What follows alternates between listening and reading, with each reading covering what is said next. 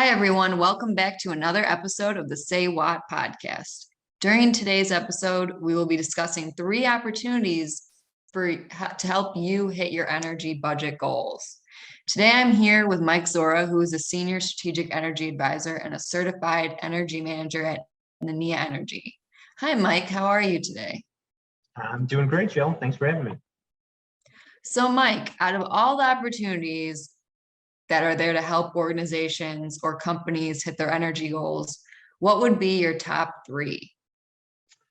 That is a great question. I would say my number 1, which would also be the simplest thing a company can do, is just review your current gas and electric agreements. You'd be surprised at how many people think that their agreements expire much later than they actually do. So just looking at when they actually, the end date of these is pretty important. I didn't know that was so common for people not to know. Would you be able to give us an example?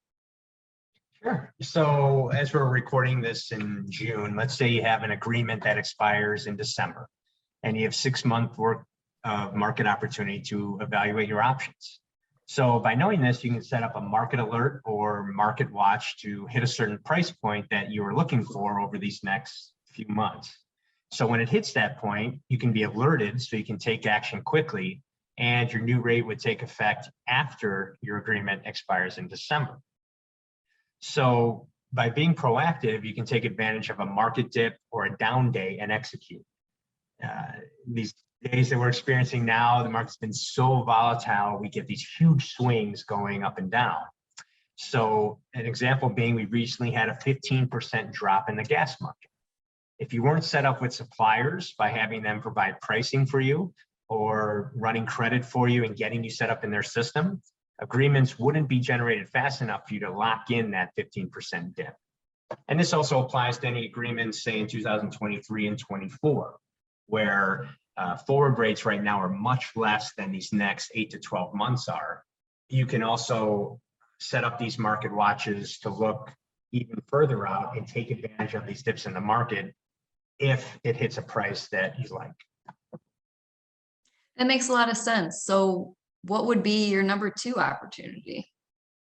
So second energy opportunity I would recommend is, let's take a look at efficiency. When I say efficiency, I'm referring to any of the efficiency projects that you might have some money allocated in your budget. So if you're not sure which one to tackle first, say it's lighting or compressed air, boiler systems, some building control, you can do an energy audit. And the energy audit will help you identify the different areas of need, the different incentives available, and the ROI for that project. So you can put a priority on which one will give you the biggest bang for your buck and help you the quickest. So for this opportunity, what is the benefit? So the benefit is that whichever project you end up choosing, you'll lower your energy usage, not only for this year, but for years to come. So especially in this environment of higher energy prices, anything you can do to reduce usage permanently will have a big impact on costs. Say you can eliminate 500,000 kilowatt hours used annually by replacing older lights or fixing a compressed air leak or some other project. The savings are hugely impactful. So say you're going to be paying 9 cents now per kilowatt hour, and you times that 500,000 kWh, that's $45,000 annually in savings.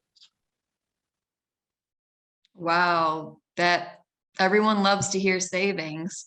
So far we've talked about 2 opportunities that you think are the most important. What would be your final opportunity that you would recommend?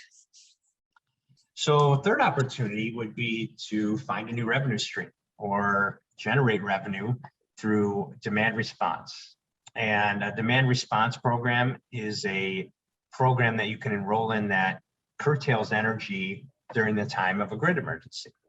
So recently there's been a lot of talks about blackouts in various markets. And if there are, you can be asked to curtail your usage, but you can also earn extra payments if such an event were to occur. So with demand response, you receive quarterly payments based on how much energy you can curtail And that's determined by a 1-hour test event every summer. That test event is coming up in June, and everybody will be evaluated by how much energy they curtail during that 1 hour. And they'll have a new revenue stream that they get on a quarterly basis. So if an organization thinks that this opportunity would be something that would be good for their budget, what should they do for next steps?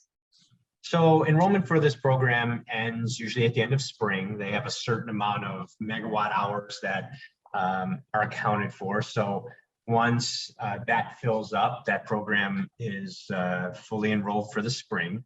So while it's too late for this summer, you can certainly start looking at it now so you get into the program for next summer. So you don't want to miss out on your enrollment date, because if it fills up, then you're shut out of the program. But so once you're ready to go, you can take a look at what the estimated payments will be and see if it makes sense for your organization to partake in this program. All those opportunities sound like they can really affect your budget in a positive way. So thank you for sharing those with me, Mike, and to our listeners. Thank you, Mike, for joining me today, and I hope everyone enjoyed listening. Until next time.